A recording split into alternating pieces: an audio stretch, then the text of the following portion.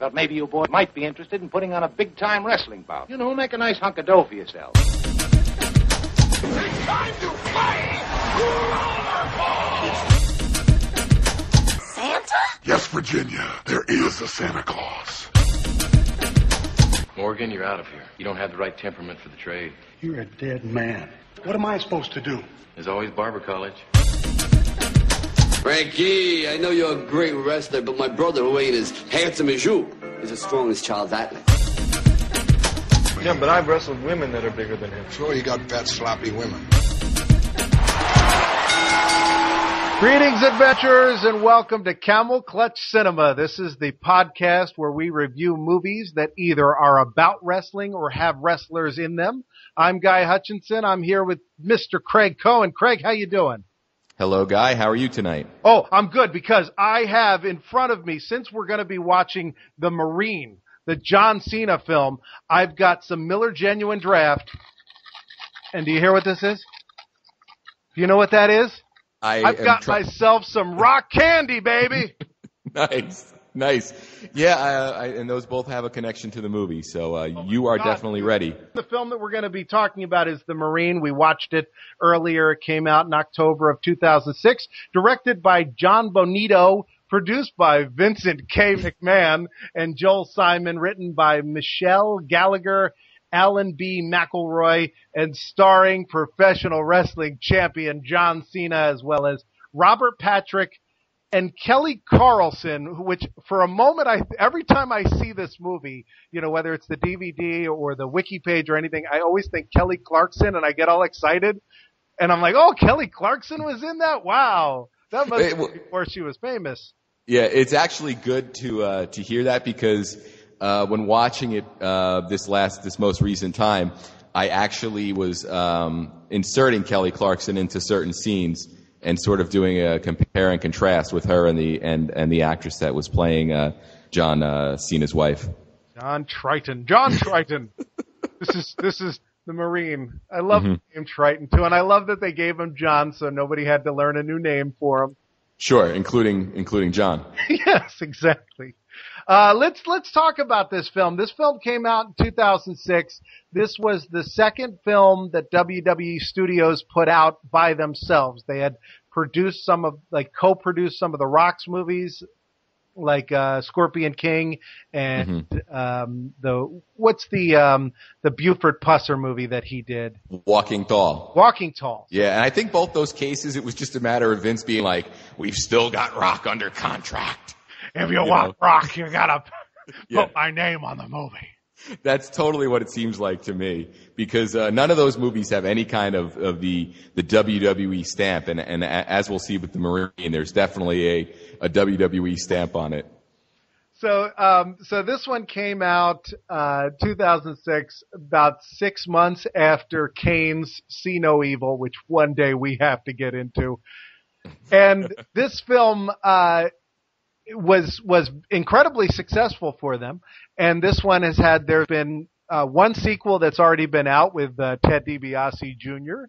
and another one that's already filmed with The Miz, which I'm sure we'll talk about when that comes closer to release date. So yes. Now we both saw this. This is one of the few WWE films that we both saw in the theater together. Do you remember this? I do remember. I remember the theater. I was going to ask you the same thing. All right. So we went to see this at the Lowe's New Brunswick in New Brunswick, New Jersey, and this movie theater is somewhat important in history for two reasons. Number one, this theater is the location that the US 1 flea market used to be, and if you watch the movie Mallrats, they go to that flea market, and shortly after they filmed that movie, they tore the flea market down and they built this movie theater. So that's number one, is that, you know, you're sitting basically in the same area. You're watching a movie. You could go there and see a Kevin Smith movie and sit in the basic area where the exterior of a scene from a Kevin Smith movie was filmed. So that's number one. And I believe when Mallrats came out, the theater was there.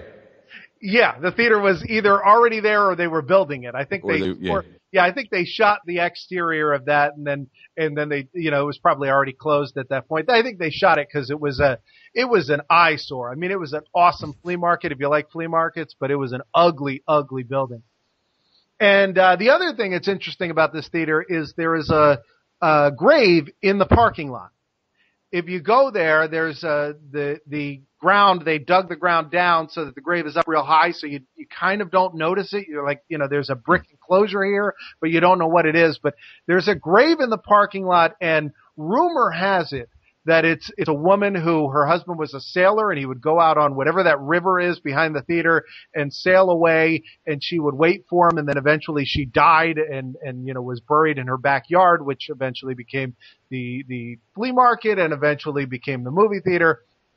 And the song Brandy by Looking Glass apparently is based on that legend. So wow, I had no idea. Yeah. That's pretty interesting. I don't know if that's true. I just know I've heard that. I'm not stating that as fact. I'm saying that I've heard that that's the truth. Well, it's fact now since it's been said. Yes. I actually thought you were going to say it was known for its nachos as well, and I thought we were going to go down a road that would embarrass me a little bit. I think they still had those awesome nachos there. Probably they were tremendous. Now they have run-of-the-mill nachos. If you go there, they're just like your regular nachos. But there was a time where they had some nachos, which was just some kind of amazing nacho orgy. It was like a trip to Mexico. Just all kinds of cheese, like multiple types of cheeses, and then peppers and other things sprinkled within there. Oh, salsa. Yeah. Code named the sloppy nachos. Right, because you couldn't go to that theater, eat those nachos without coming out looking like a crime scene. Yeah. I used to go to the movies there just for the nachos, regardless of what it was. That's so true. They were fantastic. So we watched this movie then. I liked it then. We'll get into it's not a great movie, but it's an enjoyable movie for what it is. And to watch it again for this is probably like the 5th time I've seen this movie. This movie, if I flip by it on TV, I always stick with it. If I'm looking for something to run, while I'm doing stuff, this is a movie I go to a lot. What has been your connection to this since you saw it in theaters? Have you watched it again? Actually, it was funny when I sat down to watch it for this, I realized that I've seen 12 Rounds a lot more. Right. It might have been maybe the 3rd time I watched it when I sat down to watch it for this. But it was as crazy and as great as I remembered. But it did make me realize that a lot of my John Cena movie memories are wrapped up in 12 Rounds. Which has a far better pedigree. I do have to say, I'm not sure I'd enjoy this movie if it didn't have a goofy-looking professional wrestler in the lead, but it does. Yes. And let me give you a plot summary. Sure. The film starts out in Iraq at an Al-Qaeda secret hideout, and U.S. Marine John Triton, played by John Cena, is observing his fellow Marines being beaten by terrorists. They tell him to wait for backup, but he refuses. He goes in, kills all the terrorists before they're able to execute the other Marines, and they are seconds away from doing that. But the next morning, what happens? But he gets his walking papers, they discharge him, and he goes home. Gets a job as a security guard, but's fired on the first day when he beats up some jerk and his bodyguards. So he and his wife, played by Kelly Carlson, decide to take a vacation to the mountains. Meanwhile, a criminal mastermind named Rome, played by Robert Patrick, robs a jewelry store, which doesn't look at all like a jewelry store, along with his accomplices, which are an attractive girlfriend named Angela, played by Abigail Bianca, Morgan, played by Anthony Ray Parker, Vessera, played by Damon Gibson, and Bennett, played by Manu Bennett. While running from the cops, they stop at a gas station, which is the same one that John Triton and his wife are at. A cop arrives, there's a shootout, and Triton's wife gets kidnapped and taken. John Triton gets in the car, calls the cops and says, "This is John Triton. I'm in pursuit." Then they go on a chase. The police are like, "No, John, you can't chase after him." But he does. He keeps going after them by car. He goes after them through the swamps. Rome shoots Viscera and kills him and leaves him to be eaten by alligators. Then the criminals arrive at a shack which they describe as a shack, but it looks like the coolest bar in the history of mankind. It looks like there would be some amazing chicken wings and some really good seafood there. But anyway, they stop at the shack. Triton gets delayed when this weird redneck subplot shows up. Then Triton gets away, goes to the lodge, kills all the male henchmen.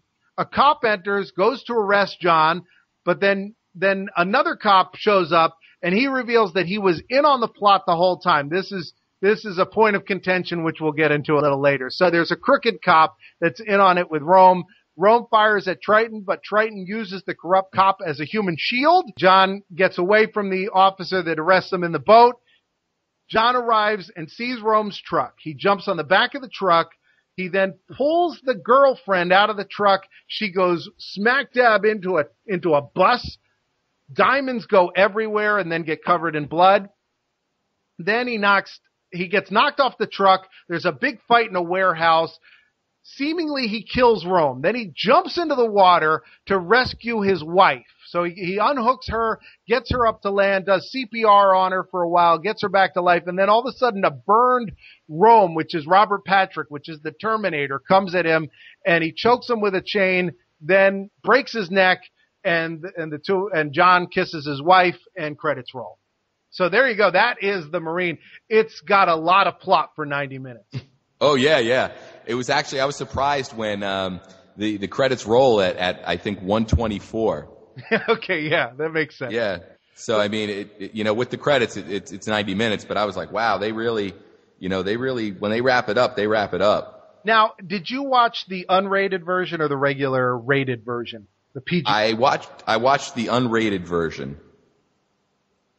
See, I watched that too, and I've seen both. The only thing I think might be the difference, I think there's an F word in the unrated version, and I noticed that. Seconds of like explosions or something like that throughout it.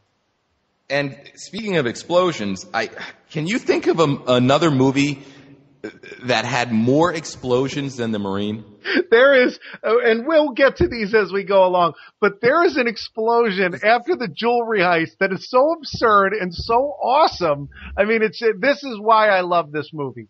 Let's talk about John Cena. I do want to explain who he is. I'm sure everybody knows, but since some of the movies we'll review in the future will have wrestlers that not everybody knows, let's talk about John Cena, born 1977, has wrestled for most of his career in the WWE. Before that, he was in Ohio Valley Wrestling, and he has been one of the most polarizing guy in wrestling today.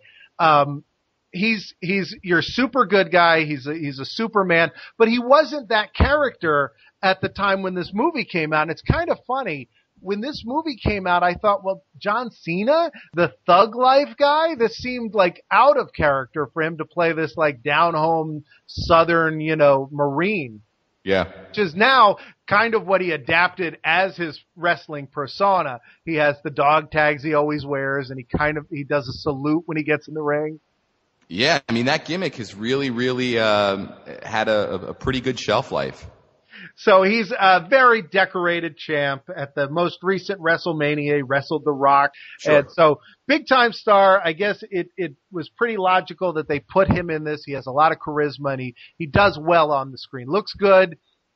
Is not absurd like Hulk Hogan. Is kind of an absurdly sized person. There's a few scenes in this where Cena looks really, really out of place because he's really big and has gigantic muscles, but not that many. It's not as noticeable as if you had a guy of Hogan's size, in there. Yeah. Let's break the movie down scene by scene. Okay. You've got this opening scene in Iraq. What'd you think of this? I really liked the scene. I thought it was a great way to start the movie. And it's also a scene where you learn that one of Triton's signature moves is the human shield. Yes. Which is used more than once in this movie. But I thought it was a nice way to just get us right in the movie, get us some action. The one thing that you have to wonder though is why was Triton there alone to begin with to disobey the order of waiting for backup? There's so much awesome about it. He calls, he's like, I got a visual. They're like, well, you and stand then his pupil down. dilates. Yeah, that's right. There's the close-up of his eyeball. Adjusting to, I don't know what it's adjusting to, though. Yeah, I guess it was really bright in there, or the opposite, or one or the other. And there's also, it's an incredibly cliched scene, and I guess to some people, the concept of taking a real life conflict, an actual war, and throwing John Cena into it might be a little odd. Yeah. I will. Yeah. I'm sorry. I will say this though. As I was watching this movie, and especially the opening scene, when I was watching it, I was trying to think to myself about the authenticity of it and how much more authentic it might have looked since it was John Cena, doing this action stuff as opposed to like a Matt Damon or somebody like that. Did you get a feel that it felt a little bit more physical? Well, yeah, absolutely. I think that's the point of how they shot him. Whoever directed this. Let's see. Do you know anything about this director? I believe that John Bonito is he was a WWE guy. It looks like he's got a lot of credits on WWE television. So I guess this was sort of his, hey, this is your thank you for your years of service. Right. And it makes sense because that would be a guy that would know how to shoot a guy like John Cena. Yeah. It's a great sequence. John doesn't do his signature "you can't see me" in it, which there were so many moments where I was like, he could do it right now, though. He could really throw that in. Oh, yeah. So we get that scene. Then we get the scene, he's like in the gym and they come up to him, they're like, can I speak to you outside? And he's like, 10 minutes. Yeah. And as a film watcher, you're like, oh my God, they're throwing every cliche in the book at him. And then he comes out, he's like, and they're like, we're giving you an honorable discharge. Yeah, the judge advocate, which instantly made me think of that TV show Jag, for some reason. Is that what that was about? Yeah, and I created a mini episode in my head of the John Triton episode of Jag where they go through his case and decide whether he needs to be discharged or not. I never saw Jag, but I did have a conversation once with somebody because I thought it was that show Dag with David Huffing Greer. Okay. And then I found out it wasn't, and so it was almost a who's on first thing. So he's discharged. He's like, do I get an appeal? And they're like, no, you have to go. You have to go home now to your pretty wife in your really nice place. I mean, Marines apparently get paid pretty well because this place looks really good. And it's well kept. And she does, but she sits at her table, like her kitchen table and looks like she's doing work. Oh, yeah. Now, one thing, this movie was filmed in Australia, doubling for South Carolina. I've never been to either. Was there any point where you were thinking this doesn't look like the United States? No, I would say that wasn't my complaint. How it looked. The only thing that got me, and I tried to research this on the internet to no avail. But, and this is jumping ahead in the movie, but when they go to the gas station, do you remember the name of the gas station? This is almost the next scene. They go to the Manzi gas station, right? It was Manzi with a big letter Z. Yeah, Manzi, yeah. I was convinced that's like the first AD or something, and they put it on there as a joke. I was convinced that's some inside joke we don't get. I would hope so. I would go there to get my gas, though, if there was a Manzi in my town. All right. Before we get to that, though, we have probably the greatest scene in the entire movie. So, first we get John Cena, rubbing her boobies and everything. They have their romantic scene, and which is really something that I would assume they wouldn't do with John Cena today. Oh yeah. Oh, definitely. Because John Cena, really appeals to the young audience. I don't know that he would do a PG-13 film if they had him do one today. That may be part of why his film career died down, other than the fact that the films didn't. Although, I was going to say other than the fact that the films didn't make a lot of money, but I believe the most recent one they did with him was a PG-13 film aimed at adults as well. Yeah. I would think it would make sense for them when they're doing something like Knucklehead. He should be the go-to guy for that. The film that's aimed at little kids, I would think he might be, that I saw him in Fred the movie. Yes, he plays Fred's dad. Yeah. Yes. And Fred 2 the movie. And Night of the Living Fred. Yes, thank you. I'm glad you remember the name. And I didn't actually see either movie all the way through, but they were on Nickelodeon. I DVR'd them, and then I skipped ahead to his scenes. And it's hysterical. And he's really good in, playing, a part. He's playing himself, but playing it for a kid audience. In the movie Fred, I think it was the first one, he lives in Fred's refrigerator and he's Fred's imaginary father. Okay. It's a crazy movie, but, and it's a movie we need to talk about some other day. So let's hold on to that and let's get to this scene where John goes to work at his new job because he's like, look, I'm a Marine, even though they kicked him off the Marine Corps, he's not allowed back. The only thing he knows how to do is be a Marine. So he goes and becomes a rent-a-cop. Yeah. You'd actually think that there would be, I know there's a scene later where he talks about, how hard it would be for a guy with his skill set to get a job. And I was like, really? I'm like, I don't know, you could probably get into, private, security consulting and, probably a half dozen other kind of, high level, high paying careers. Sure. You would think he could maybe become a police officer? Yeah. Would be a, logical, even a gym teacher? Sure. But instead he gets a job as a rent-a-cop with was this guy supposed to be his friend or somebody he met on the job? Yeah, that's a good question. Here's my take on that. When I was watching it today, I was thinking about it. I believe he had been working there for a little while. Okay. But then they later say it's his first day. So I have it. Yeah. Here's my theory. My theory is it was filmed one way and then they threw in that other scene because they wanted to establish it as his first and last day. But it really feels that first scene that he's on that he knows that guy. I mean, they do have like the back and forth where he's like, I had a Game Boy, but they took it away. Maybe the problem is just that the other actor, the guy who kind of looked like Andy Richter. Okay. Maybe the problem was that he was playing it as if it was his old friend. Yeah. But then he even drives him home after they go out for beers. Yeah, I mean, there really is this feeling that they know each other. Maybe I guess that could be the plot is that they know each other from outside work, although I can't imagine how that could be. Maybe it's his brother-in-law. I mean, that could be like, that it's his brother-in-law or something. Yeah, but they don't address it, and if they did, I have never picked it up in context. So the guy comes in. He's like, he goes. This is like the pivotal moment that gets him out, gets John Triton to lose this job. There's a guy that comes in. He goes up to the Drake who goes up to visit his girlfriend, and he's like, this is your work. Where's the other whores? You're a whore. Where's your pimp? And then when the security guys come to escort him out, he acts like he's shocked. Even when Triton puts him in the chicken wing. Right. Even then he doesn't realize that he's acted incredibly inappropriate. Right.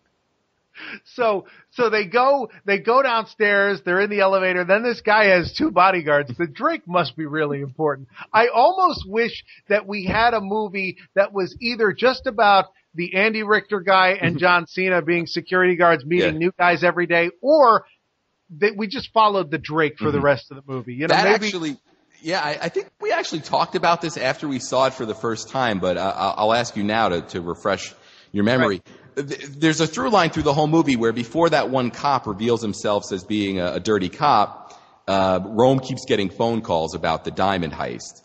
Right. Now, I remember coming away from that movie saying, I really thought it was going to be the Drake. Yes, it makes a lot of sense. Absolutely. Because then it also would have given Triton sort of a way to get back at the guy that cost him his job. And it really seemed like that's how they were setting up with the mystery voice on the phone. So when they finally reveal who the secret partner is, it was sort of, a head scratcher. Yeah, it is odd. And the cop that turns, it's odd because he had moments to arrest John Cena. I don't really know what his motives don't make sense. It's one of those where it's a cheat that he turns out to be a bad guy at the end because he's behaved in a way that doesn't make sense for that. But it was time for a swerve, and he was the nearest guy. So there's that fight in the lobby, and by all accounts, it's not really started by the two security guys. Right. They sort of defend themselves or whatever. but nobody really stops. The GD starts it, but nobody really gets the severity of the situation, or things don't really get real till Triton throws the Drake through the big front window. Right. And then immediately everything stops, and it's already established that Triton is going to lose his job here. Immediately. Yeah. It was like the way it was shot, and everybody's reaction shot was like, oh, if he hadn't thrown him through the window, he might still have a job. Right. Whereas, and not to nitpick, but it almost didn't seem like it was really something he should be fired for. No, I mean, this guy, all accounts, everything that happened there, the security guard was acting in the best interest of the building he was protecting.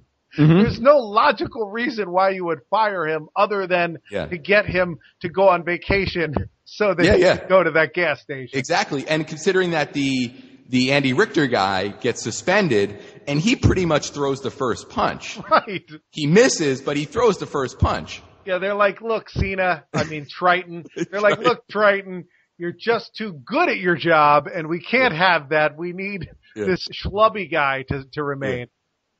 And then it makes the news. Yeah, exactly. She sees it on the news after he tells the schlubby guy not to tell anybody, which is why I believe there must be some connection between the two of them. You know? Yeah. Right? I mean, it's almost like he's like, don't tell my wife. Why would he ever see your wife? You met him 8 hours ago. You had a couple beers. You're never going to see him again. But he does say, when Cena says, I'm going to go home go talk to my wife, he says, yeah, she's hot. Yeah. Why would he have seen his wife? Yeah. So it really made me wonder about. And it can't be his sister. Yeah. I don't know. It's the strangest relationship in movie history. I mean, these two guys become the best of friends immediately. That's the only way to explain this, I guess, unless they're old pals, which I guess that could happen. They don't look like pals to me, but maybe. Yeah, they don't look like guys that would have hung out together in high school. Although, who knows? I mean, maybe the other guy, he was was like a linebacker, quarterback. Yeah, good point. The guy seemed a little too goofy for it, but he was reading Men's Health, which for a moment, I thought it had Vince McMahon on the cover, but it didn't. I thought it did. And I actually reversed the DVD to check it out, but it wasn't. Mm-hmm. The robbery looks like it was shot in somebody's house. The lighting in that whole place, it wasn't lit like a jewelry store, and a high-end jewelry store at that. Well, maybe that's the deal. I've never been to a high-end jewelry store. Maybe they sit around at poker tables and they just stare at necklaces. But with lighting? This didn't look like, anything that would make sense to me. But maybe it's because I haven't experienced that part of the world. They also had a sign that was the size of a record album on their door. I mean, this was not, your K Jewelers that you can see from down the block. This was something kind of private. And they have a giant vault. So, I mean, they must have some high-end money coming in, and I just couldn't see how it was working out. I didn't even see a cash register. No. So we get the scene at the jewelry shop. Anything interesting about this scene to you? Well, it actually seemed like a pretty well-planned robbery. There's some plants in the store already. Rome comes in, and pulls a gun and acts like he's taking a hostage in order to get the guy on the other side of the glass, bulletproof glass that is the vault, to open the vault. Right. So it seems like a good plan. So the only thing that I thought was funny was as he's leaving the vault after to get the diamonds, the guy inside the vault says he calls Rome by name and he says, "You got to hit me so it looks real for the cops." Yeah. Now the way everything went down, you wouldn't fault the guy for letting him in, a hostage that he's threatening to kill. It just seemed weird to me that he wanted him to hit him for I guess, dramatic effects. And then, of course, that cost him his life because Rome kills him. It's illogical because everybody saw this go down, right? Exactly. So everybody in there is a witness. But now they've all heard him whisper, "Hey, you got to hit me." Exactly. I could understand if it had gone down another way. You'd have to say, make it look like I put up some resistance, but I can't find anybody that would fault him for, opening the safe because a woman's life was on the line. But I just thought. Yeah, I was going to say, I think at this point we should mention who, according to the internet, was the first choice to play Rome in this film. Well, way back, when this movie was being developed, Stone Cold Steve Austin he was being developed as a film for Stone Cold, which was, as I was watching it, I could not picture this as a Stone Cold movie, but that's besides the point. But he was supposed to, the role of Rome was originally offered to Al Pacino. I don't buy that. I don't believe that Al Pacino ever touched this script. I don't believe he even heard about it. I'm not even sure that WWE could get his agent on the line at this point. Well, let's put this in perspective. This is 2004 it was filmed. What was Pacino doing in 2004? Had he reached that point in his career where he was sort of doing, some of that straight to DVD work? Yeah, he was doing some schlock, because I do know that there was a schlock straight to DVD video movie that he put out around September 11th that had scenes of the World Trade Center, so they had to edit it, and this was a straight to home video movie. So I guess that's the case. I just don't see him being on the same level as Robert Patrick, and I just don't see Al Pacino playing opposite John Cena in that final fight scene. I just can't imagine it. There's no way it could ever have happened. I just don't believe it. I don't believe it, but I want to believe it because it would have been amazing. I mean, look, the scene in the jewelry store, I could totally see him coming in, hoo-ah, put all the diamonds in the bag. I see that. But the scene where he's having a fist fight with John Cena at the end of the movie, I just can't picture Al Pacino having anything to do with that. Yeah. Let's talk about Robert Patrick real quick while we're on the subject of the Rome character. Robert Patrick, he played the metal Terminator in T2. Right. And he also took over for Duchovny after he left the X-Files. Did he? I didn't know that. Yeah, there was a whole. Well, that must have been towards the end. Yeah. I had escaped. I had stopped believing by. Yeah, you had stopped believing at that point. But the one thing I thought while watching his performance was, it seemed like he was trying to act like Michael Madsen. Did you pick that up at all? No. Because who would ever do that? I don't know. It almost seemed like a choice he was making. Yeah, he was very over the top. That was definitely, I don't know. It almost felt to me that he was just having a good time. He was just, he got a free trip to Australia and he was just hamming it up.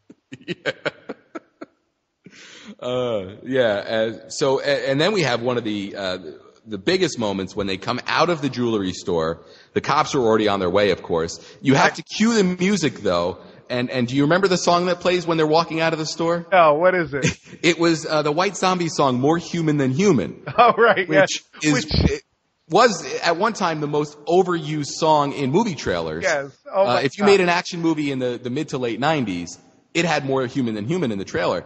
This might have been the last usage of More Human Than Human in a movie. I think you might be right. Yes, because it almost felt fresh to me at this point. And there was a time where every trailer, as soon as somebody grabbed a gun, it'd be wow, wow. Yeah. So the cops show up, and can you attempt to explain what happens here? Yeah. So Rome takes out his gun, and he's got an automatic weapon. Firing away, and then now it's Morgan, right? Who's played by Anthony Ray Parker. Morgan then pulls out, I don't know, some kind of bazooka. Yeah. But blows the car up, and a mushroom cloud comes out of the earth and shoots up into the sky as Robert Patrick walks away. Yeah, and I mean, Robert Patrick is in very, very close proximity to the blast, and you initially think he's going to be angry, and then he sort of does that cool turn and the walk away to show, hey, I'm okay. Yes. But at no point do you think I thought instantly, I was like, oh man, Morgan's in trouble here. Can we get to the rock candy? Can we just jump ahead to the rock candy? Sure, so now they need a getaway car. Right. that Morgan goes to pick up. I mean, they go to get the getaway car. They offer him this incredible van. It looks awesome. It reminds me of my childhood. It had a DVD player too. Yeah, it looks really cool. Yeah. I was sold. I'm eating my rock candy because I'm so excited about this. Nice. So they offer him this really crazy 1980s van. You got to wash this down with some Miller Genuine Draft. Hold on a second. Oh, right. Wow. So he's like, yeah. So wait, hold on. Just want to tell you, never mix your Miller Genuine Draft with rock candy. It is not a good combo. I was wondering that as you said that. Yeah, I hadn't tried it together yet, and that was they don't go well together. Maybe if I put some in. Hold on, let me put some in. Well, no, then it might explode in your stomach like Pop Rocks. You're right. I shouldn't mess around. All right. So we get this scene though where the rock candy is first mentioned.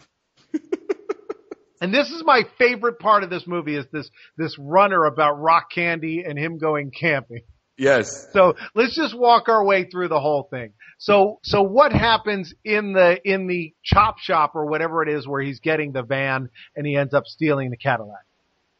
Okay. Well, I guess basically Rome had arranged for them to have transportation to wherever they were going to unload the diamonds. He sends Morgan. Morgan meets up with I guess the owner of the chop shop who he does business with. Yeah. And as they're casually walking and talking, he offers him rock candy. Right. Holds the bag out, but before he's done asking, he pulls the bag away like he's not going to share his rock candy. Did you notice that? Yeah, well, because I think he knew. I think knew, there was a reason why he was eating rock candy. So you think it was like he was ribbing him? Sure. Wouldn't you?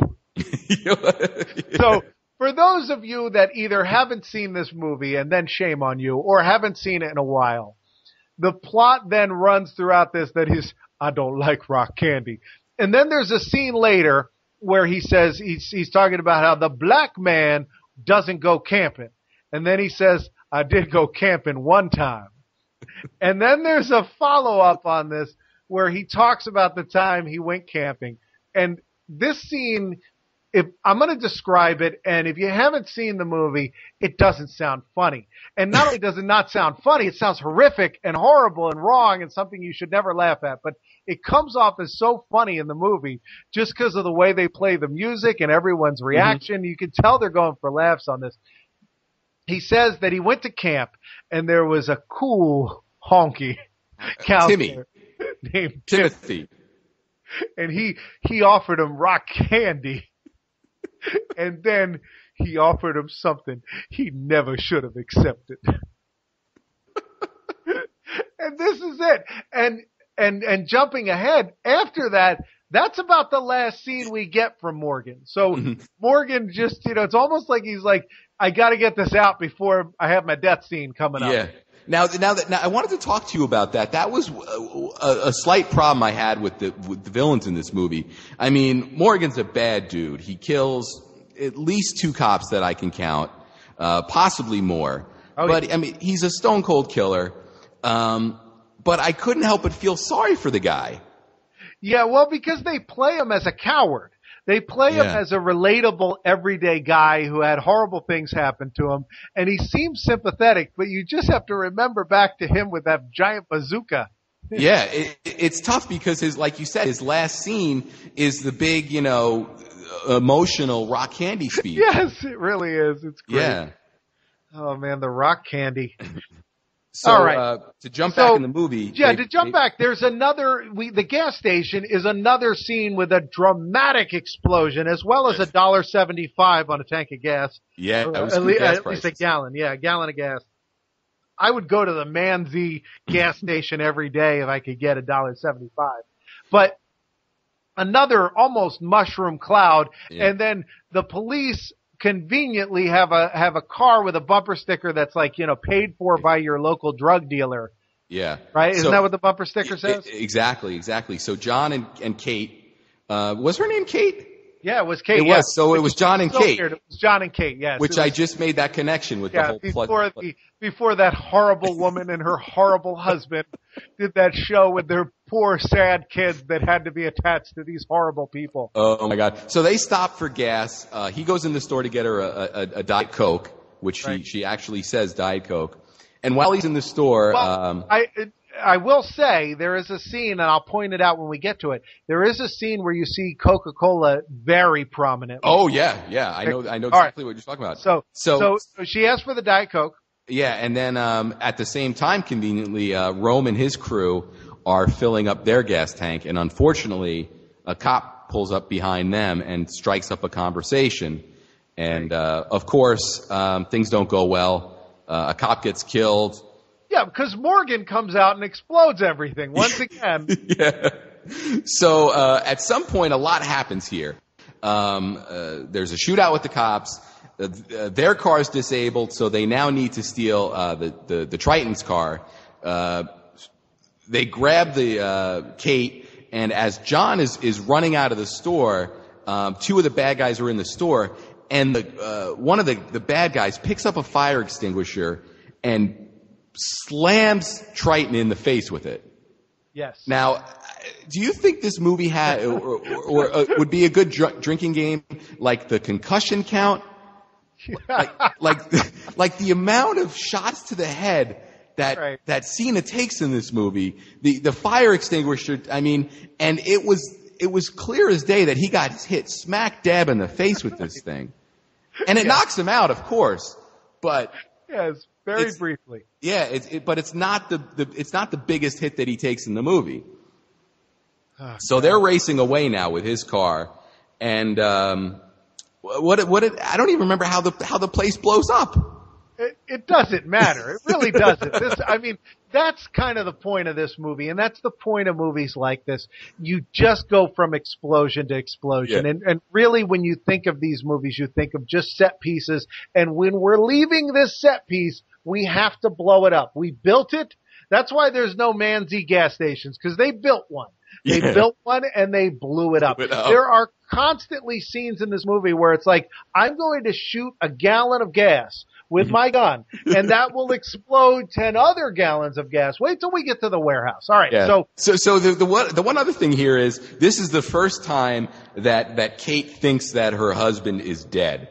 The poor girl, she goes through so much in this movie, but so she sees the gas station blow up, and feasibly, unless you're RoboCop, who survived a gas station explosion in RoboCop, she's got to think there's no way that John survived, and the bad guys don't either. There is a funny line here, though. As they're pulling away, Morgan does say, "I hate cops and rock candy," which see, that's what makes this a WWE film for me. It just seems like that character quirk just seemed like something that amused somebody, and it was most likely Vince. Yes. Yeah, it's got to be Vince McMahon. That sounds so much like Vince's sense of humor. Right? Mm-hmm. No, absolutely. So when we go through the swamps, the one thing I wanted to bring up, and if there's something that you think is interesting, let me know, but is when they shoot the guy and then we see clothes get eaten by alligators. I like that. Yeah. The other thing there was, so I think we're jumping ahead here, but Morgan and Viscera are having a standoff about Morgan being crazy. And obviously one of them had to die for some reason. And they say, let's go into that shack. And they go in, and it's a really cool-looking Hooters. It is.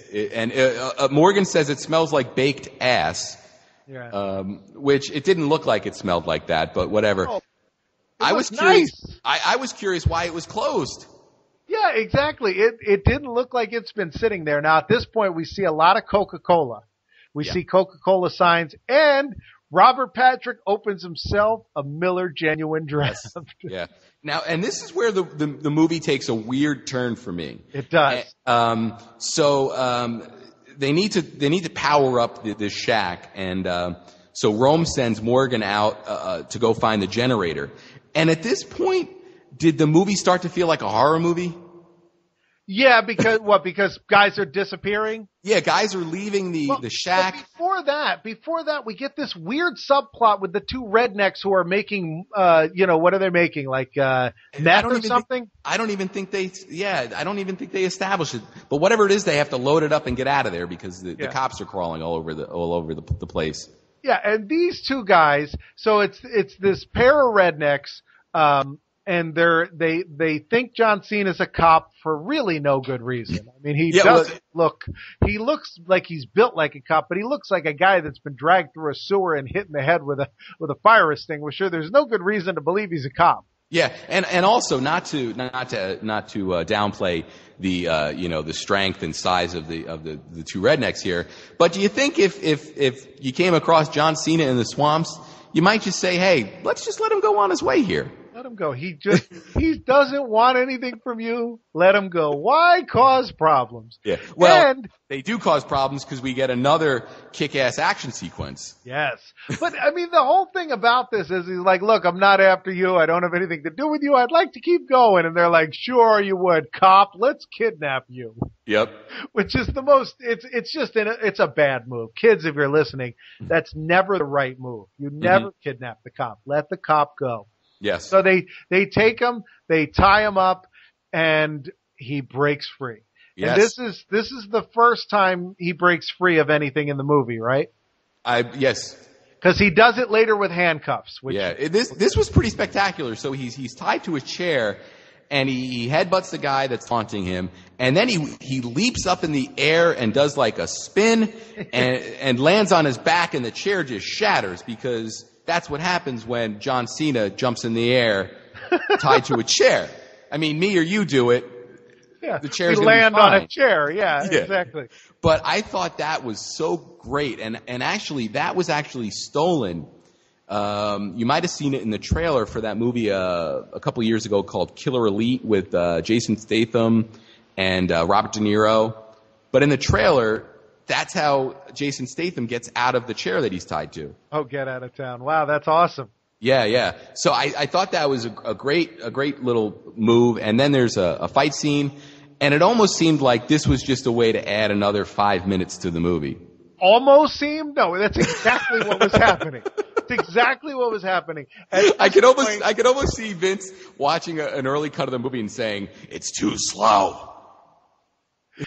I'm telling you, we probably came very close to Cena fighting a bear in this scene. Oh my God.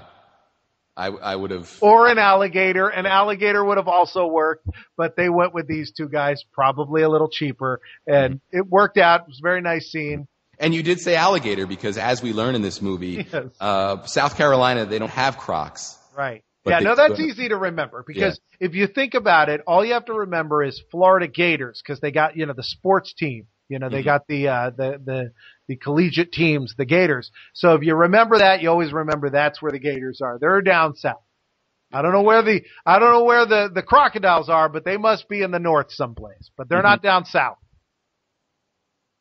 So when you're down south, if you see one, it's a gator. Don't call it a croc. It might get mad. You could always offer it some rock candy. Oh, man. So we're almost done with the rock candy run, though, because this is where the big speech happens. And then one by one, they go downstairs so John Cena can kill them. Yes. And even the music here, the music in this movie is very inconsistent, in my opinion. It almost seems like the music is there to tell you exactly how to feel and how the scene's supposed to go. There's a comedy bit earlier in the movie where Robert Patrick's talking or Rome's talking to Kate, insinuating that if the other girl wasn't there, they might have a thing. And there's like cartoon music playing. Yes. And Robert Patrick's making funny faces. Do you remember that? Yes. Oh, yeah. Yeah. There's a few music cues in this that are just wacky cartoon music cues. And then so when Morgan goes to turn on the generator, all of a sudden you get the horror music cue. Mm-hmm. And you're expecting Kane to be under there. Right. Yeah. Right? I mean, if they wanted to make a horror movie, it would have been a great, setup for a horror movie. But like you said, basically. No, I like your idea here. So John Cena shows up, John Triton. He gets killed by Kane, and then the girl gets killed by Kane, and then it's just Kane coming after the bad guys. That would have been a great sort of mid-movie reset. Oh, totally. It'd be, like Dusk Till Dawn. Yes, From exactly. Dusk Till Dawn. It'd be like that. It'd be like a twist where you're like, wow, I'm watching this John Cena movie. It's John Cena becomes, a Janet Leigh in Psycho. We can only imagine. So basically this happens. So, like you said, the bad guy, contingent can get whittled down to just Rome and, his girlfriend. Yeah. So at this point, all that's left is Rome and his girlfriend, and they're holding Kate, hostage. Kate breaks away at this point. At some point, I guess John, cuts the power to the shack. And that distracts everybody, and Kate goes running. And then we have, at this point, a pretty good girl fight. Yes. Which is why they cast these women, so we can get a nice cat fight out of them. Yeah, and dare I say it was better than anything we've seen in the Divas division in quite some time. Right, yeah. Probably since before 2006, absolutely. Yeah. So a lot starts happening here. So they're having their fight, and that sort of dispatches the women. And John Cena comes diving into the shack, and Rome is, of course, waiting there with his gun. And then at this point, that's when the cop that's sort of been tracking everybody the whole time comes in as well. Yeah, and he shows up. We've seen him earlier in the film. We believed he was a good guy. There's no reason to believe he's the guy on the phone, but ba-boom, he's the guy on the phone. He's in on it, and then he's a human shield. Yes. Somehow, Cena's able to cause a distraction and get behind him, and Robert Patrick lights him up. And then at that point, Robert Patrick gets away with his girlfriend and Kate. And so then John Cena gets arrested by another cop on a boat, which is another moment where they're just like, just stretch it a little bit, give him some time to do something. He flips the guy over and handcuffs the guy. Yeah, the Glenn Beck looking cop. Yeah, he really does look like him. And that cop was fired up, man. You would think he hadn't made an arrest ever. Yeah, no, He this seemed was so ready to make an arrest. Ready to do it. Yeah, no, absolutely. So now John is in hot pursuit on the police boat, which he's commandeered from the cop that unsuccessfully tried to arrest him. And we're in the home stretch here. Yeah, and not too soon, because we're at this point. You really want this story to wrap up. I mean, I think it's one of those things where you can keep playing with ideas that are so far fetched for only so long. Eventually, we're like, look, we've seen enough crazy, ridiculous things, but they've got a few more ridiculous things for us. I want to read here. This is from the Wikipedia entry, and I hope this remains in there forever. I hope nobody ever corrects this. I mean, I don't know that this is wrong, but it's just really weird wording. All right. This is how they describe the death of Angela, Abigail Bianca's character, the girlfriend of Rome. Yes. Okay. So at this point, they're in a cab of a 16-wheeler that they've commandeered. And Cena, John Triton is standing on it. Yes, and Kate is handcuffed to a bar in the truck for some reason. I'm going to read this. Yeah, and I'm going to read this exactly as it says. Okay. He refers to John Triton. He then sees a bus heading in the opposite direction and runs along the running board of the truck to the passenger seat, where he opens the door, grabs Angela by the breasts, and throws her into the bus's windshield, killing her and spilling the diamonds. No, he grabs her by the shirt. He grabs her by the front of the shirt.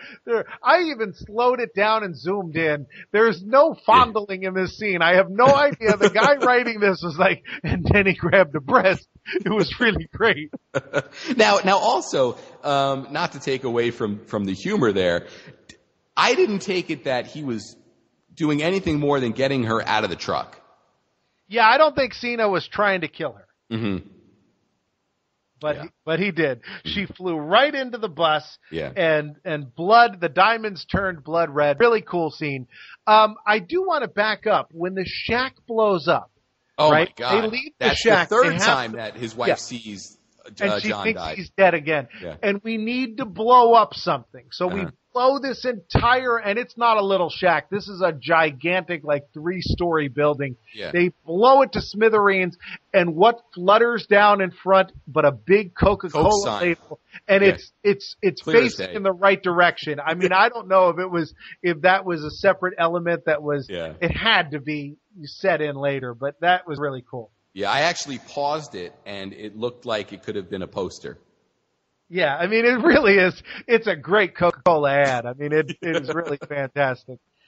I did hear John Cena say that the girl, Kelly Carlson, was so into kissing him, he said either she's a great actress or she just was way into me. So maybe he was just grabbing breast when he opened that door. He was like, maybe she'll be into me too. I'm Cena. I'm unstoppable. Yeah. So we get the big finale. What'd you think of the big finale? The big fight in the warehouse. The big fight in the like a tinderbox. They're in a place full of like explosive canisters and dynamite. Yeah. Well, and this is after Robert Patrick abandons the truck with the woman in it, with Kate in it, and the truck itself crashes through explosion after explosion after explosion after explosion before finally blowing up off the dock into a glorious another explosion and ending up in the water. Yeah, I would bet that if you time this, even though it's not, time-wise it's a short movie, this sequence, she has to drown. There's no way he has time to defeat the T-1000 and then jump into the water, bend the bar, get her out, and then he brings her up. He does did you notice he does CPR for a bit, and then he's like, let's make out for a bit. It almost seemed to me like he had given up, and he's like, well, while you're still warm, I'll I want to say goodbye. Exactly. That was definitely the feel I got too. I'm like, I guess. And then she spits out the water. She does the old movie cliche, spits out the water. Robert Patrick comes running for one last hurrah. And he is all burnt up and fried up. And this was a great moment. And this was one that I reversed and watched again. He comes up with a chain behind Triton and starts to choke him. And at this point, Triton's like, I've had enough. And he basically grabs the chain from his neck, and he sort of throws Robert Patrick away, and the chain ends up around Robert Patrick's neck. And as Robert Patrick's flying, he snaps the chain, breaking Rome's neck. Yes. Which was a very, very cool sequence. Yeah, and at that point, it's over. They're all done. All we need to do is see Cena kiss, and we're out of there. Yeah. You see the sirens in the background showing that the cops are coming to make sure everything's okay, and then you roll credits. That's it. Yeah. No poster. Yeah, you don't find out if they go home or if they go on their vacation or if there's any rock candy in the future for anyone. John Cena does say we should have went to the beach.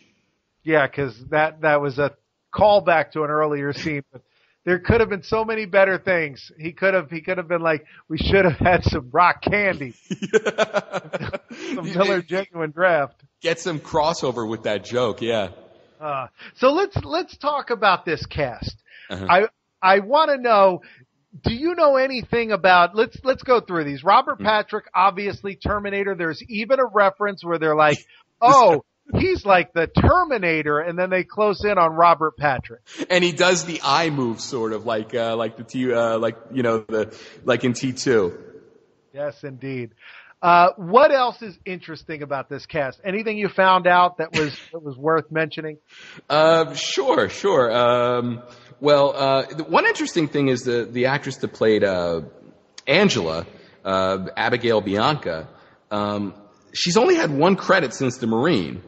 Wow. And the movie's not even out yet. It's a movie scheduled for 2013 called Final Move. She had so her wiki or her IMDb page was very small.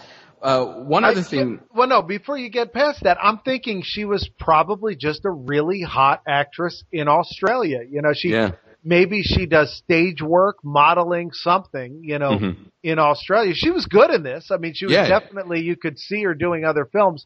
It's now been 2006, was a bit in the past, if you're talking about, being a young hottie, time goes by quickly. And this was actually filmed in 2004. Right. So we're talking almost 10 years ago. Mm-hmm. Yeah.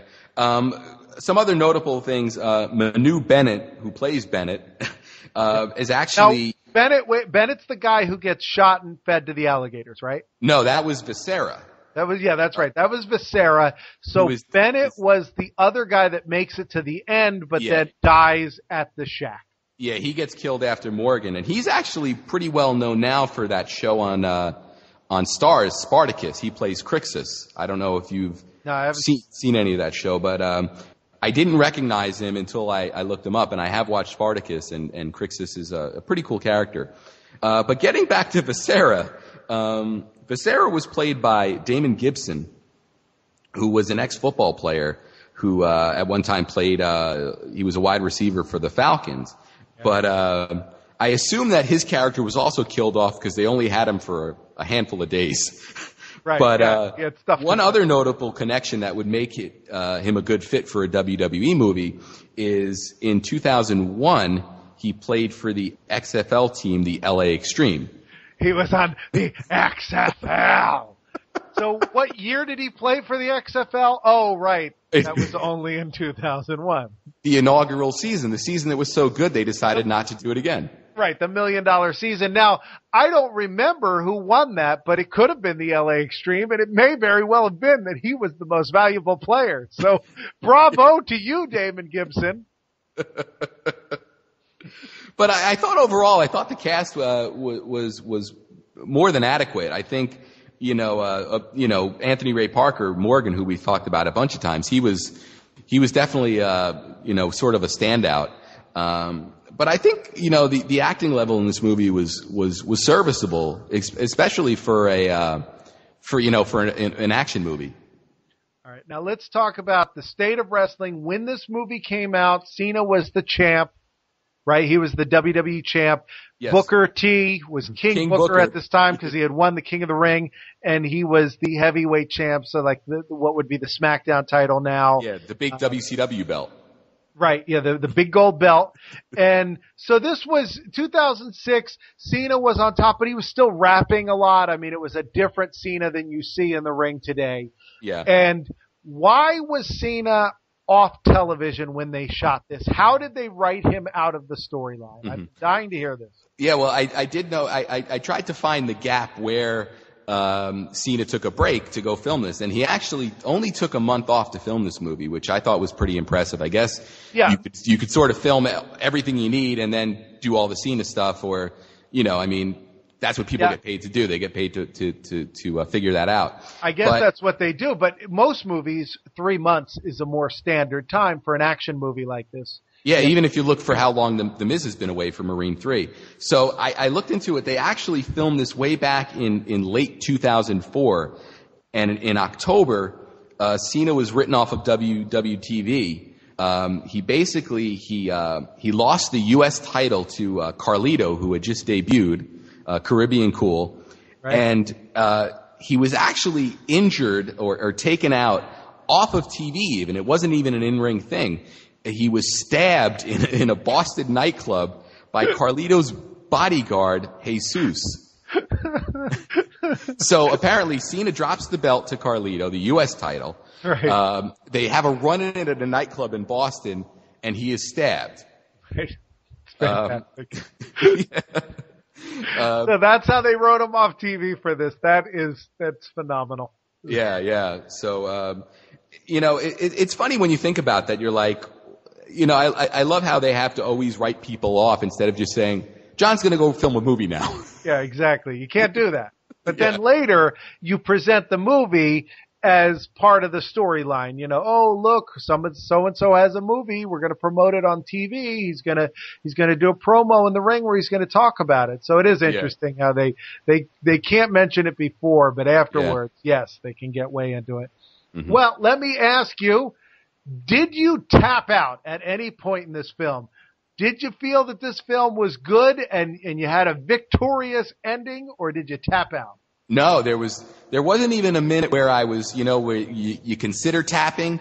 No, I mean, no tap out for me. I thoroughly enjoy this movie, as silly as it is, and as much as you can rip it apart. it's a dumb action movie with lots of explosions. I think if you're going into it, you know that. And I did not tap out. How about you? I loved it. I love this movie. This movie is fantastic for what it is.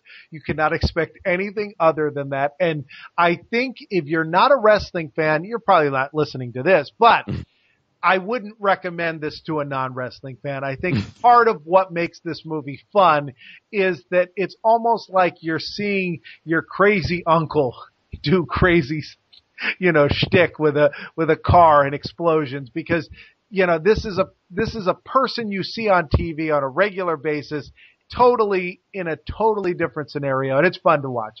John Cena's good in it. He does a good job, and he's an interesting presence, to say the least.